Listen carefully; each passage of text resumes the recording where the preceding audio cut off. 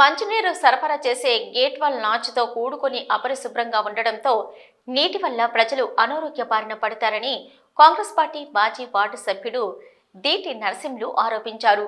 రాజన్న సిరిసిల్ల జిల్లా ముస్తాబాద్ మండల కేంద్రంలో దుబ్బాక రోడ్లో ప్రభుత్వ పాఠశాల బాలుర ముందర మంచినీటి గేట్ వాల్ నాచుతో చెత్త చెదరంతో కూడుకొని అధ్వాన స్థితిలో ఉండడం, రోజు గేట్ వాల్ ద్వారా నీటిని సరఫరా చేస్తున్న ఆ నీటిని ప్రజలు తాగడం వల్ల అనారోగ్య బారిన పడతారని దీటి నరసింహులు ఆరోపించారు. ఈ సందర్భంగా వారు మాట్లాడుతూ, అధికారుల పర్యవేక్షణ లేకపోవడంతో గేట్ హాల్ పైప్ లైన్ నాచుతో కూడుకొని ఉండడం ప్రజల ఆరోగ్యానికి ముప్పు అని ఆవేదన వ్యక్తం చేశారు. అధికారులు వెంటనే గేట్ వాల్ శుభ్రం చేయాలని డిమాండ్ చేశారు. ఇక్కడక్కడ పని చేసినాక సార్ సరిపోతున్నాడు అనిపిస్తుంది నాకు. ఎందుకంటే ఫీల్డ్ మీదకు ఎక్కడ కూడా నాకు చెక్ చేసినట్టు దాఖలా లేదు.